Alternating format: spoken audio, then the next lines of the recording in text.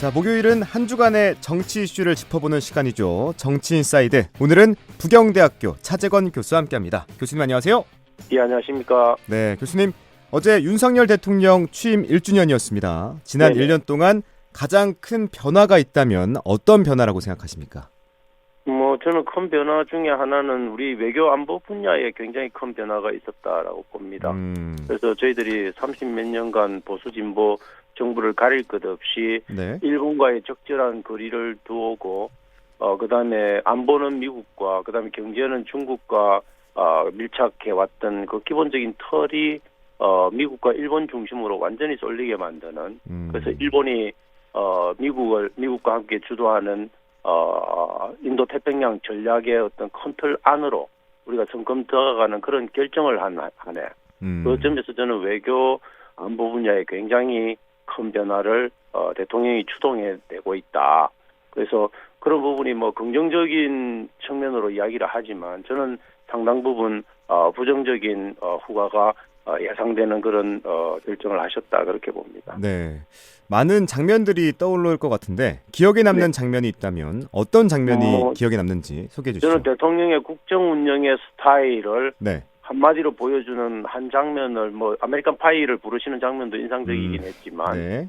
저는 부산과 관련해서 일광수산의 집에서 네. 관련 참모들하고 국민의 여당의 어떤 그런 의원들을 불러놓고 도열시켜 놓은 상태에서 인사하는 장면. 엑스포 때문에 포착이 됐는데 저는 그게 윤석열 대통령의 어떤 통치 스타일을 그대로 단적으로 드러내는, 그리고 지난 1년간 윤석열 대통령이 국정 운영을 어떻게 해왔는지를 단적으로 드러내는 한 컷이었다 그렇게 봅니다. 네.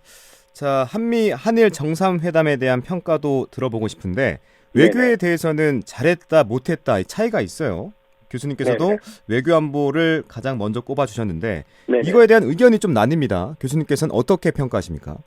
그 사실은 긍정적인 평가의 가장 중요한 원인도 외교고 네. 부정적인 평가의 가장 큰 원인도 외교다. 네. 그 말은 뭐냐면 민생 경제는 어디 가고 외교 문제만 너무 올인한 1주년이었다. 그렇게 보시면 될 겁니다. 그래서 네.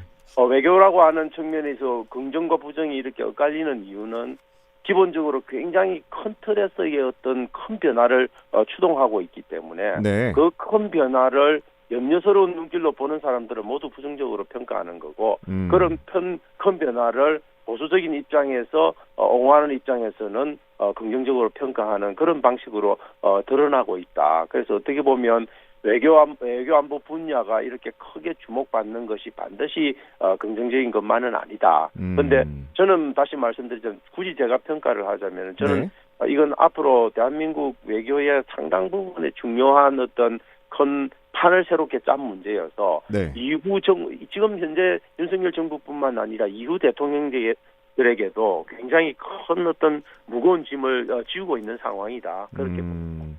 민생 경제는 어디 갔냐라는 말이 좀 뼈가 아픕니다. 네. 윤 대통령 선거 막판까지 청년에게 표심을 호소했었는데 교수님께서는 학생들을 직접 가르치고 계시니까 이 청년 정책에 대한 평가도 여쭤보고 싶습니다. 체감하는 변화가 있었을까요?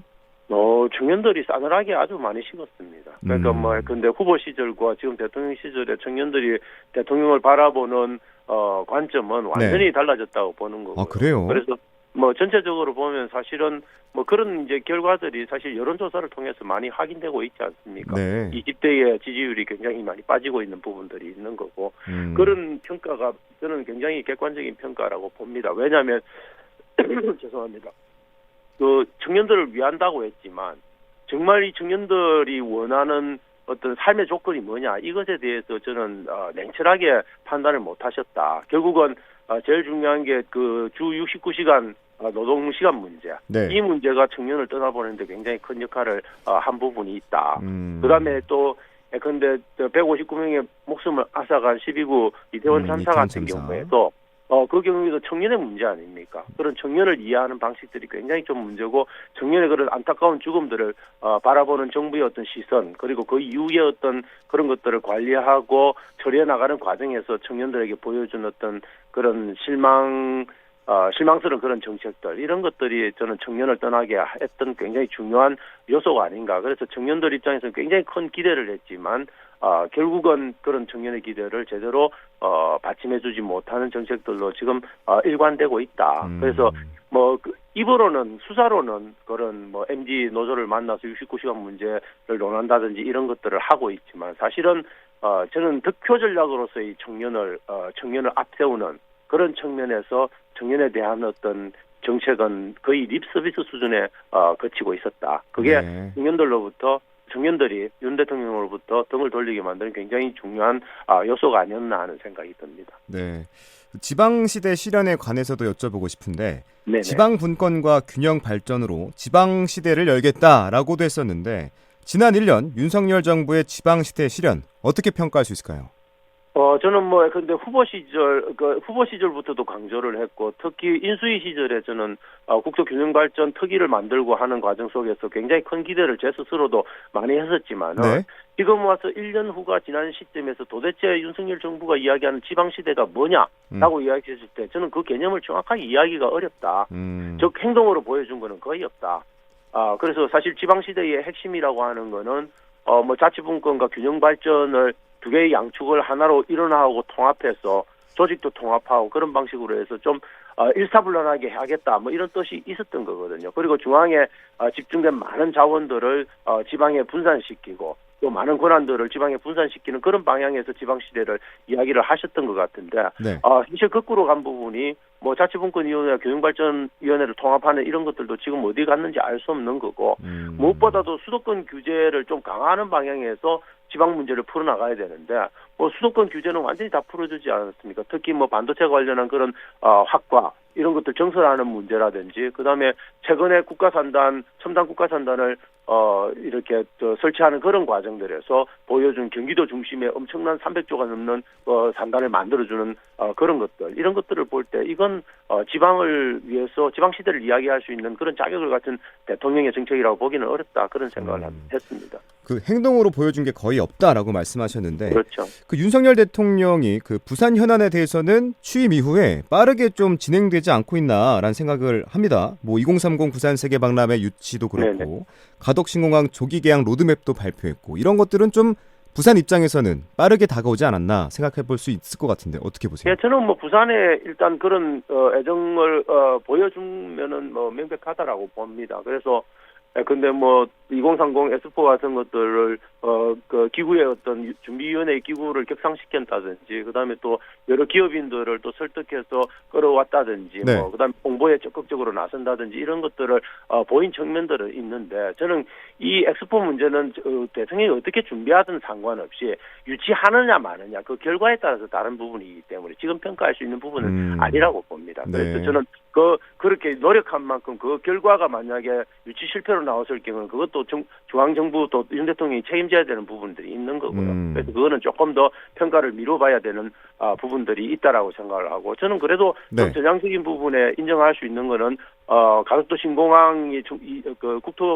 교통부가 2035년으로 조금 미루어놨던 부분을 대통령이 적극적으로 나서 29년으로 당겨놓은 부분 이런 것들은 저는 부산에서의 어떤 총선 득표 전략 이런 관점에서도 보면 굉장히 좀 적절하게 잘한 부분이 있지 않았나 부산의 입장에서는 그렇고 산업은행 이전 그렇죠. 같은 산업은행. 경우에도 사실 네. 부산 분들이 주민들이 되게 원하는 거죠 지역 주민들이 그렇죠. 그런 것들을 민주당보다 훨씬 더 주도적으로 앞서 나가면서 아젠다를 끌고 가고 있는 그런 부분들은 저는 부산 시민들에게는 저는 대통령 입장에서 굉장히 큰 혜택을 주고 주어왔던 분야다 그렇게 봅니다. 네.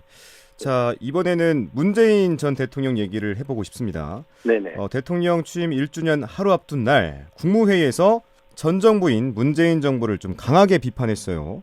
전세 사기, 가상자산 범죄, 금융투자 사기 등 전임 정권의 결과라는 듯한 발언을 했는데 전임 정권 탓을 여러 차례 확인했지만 이번 발언에 대해서는 어떻게 좀 해석할 수 있을까요?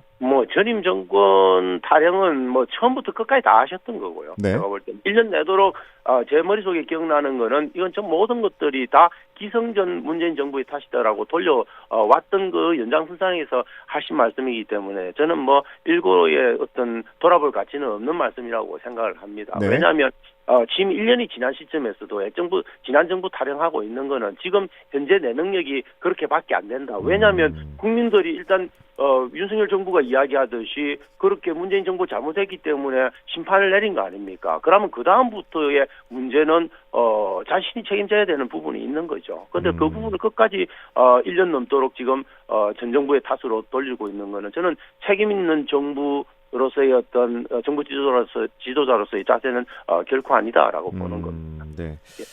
또 최근에는 문재인 전 대통령의 움직임이 활발해진 것 같아요. 지난달 네네. 26일에는 책방을 열었고 또 네. 어제는 문재인 대통령 영화가 개봉됐는데 이 행보를 보고 정치적 행보다라고 보는 분들도 꽤 있더라고요. 교수님께서 어떻게 보십니까?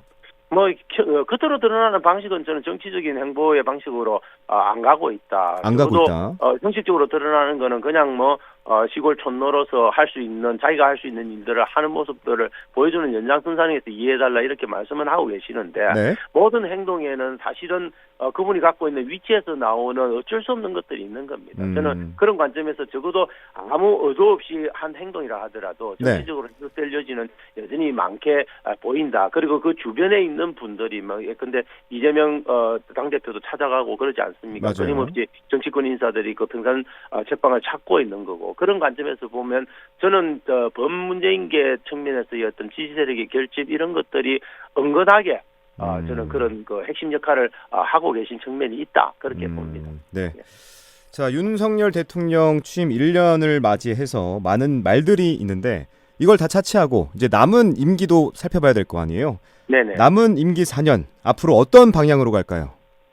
저는 뭐 이분이 변하실 분은 아니고요. 이분은 뭐 가치 외교를 주장하듯이 이미 가치 결정된 자기 가치를 갖고 계시는 거고 네. 그것에 맞춰서 국민들이 보기에는 실정에 가깝고 어리석은 정치지만 그걸 신념을 갖고 밀어오시고 계시는 분이기 때문에 저는 이게 결코 이 스타일이 바뀔 거라고 생각하려 하지 않습니다. 뭐 자유에 대한 강조라든지 국민에 대한 강조 이런 것들 속에서 정말 국민이 있는지 정말 자유가 있는지 알 수 없지만 그분이 나름대로 꾸며놓은 자기의 현실 속에서 자유와 뭐가 있는 거죠. 국민들은 동의할 수 없다 하더라도 따라갈 수밖에 없는 거고 저는 어떤 국민의 비판 그다음에 총선 과정에서의 어떤 패배 이런 것들이 있다 하더라도 이 대통령의 스타일, 윤 대통령의 스타일은 끝까지 밀어붙일 가능성이 많다. 그래서 국민들에게는 저는 남은 사연이 굉장히 지루해질 가능성이 매우 높다 그렇게 평가를 합니다. 네. 자, 이번에는 여야 상황도 좀 짚어보죠. 국민의힘 윤리회 회의 끝에 김재원 최고위원은 1년, 자진 사퇴한 태영호 의원은 3개월 각각 당원권을 정지시켰습니다. 이거 어떻게 보십니까?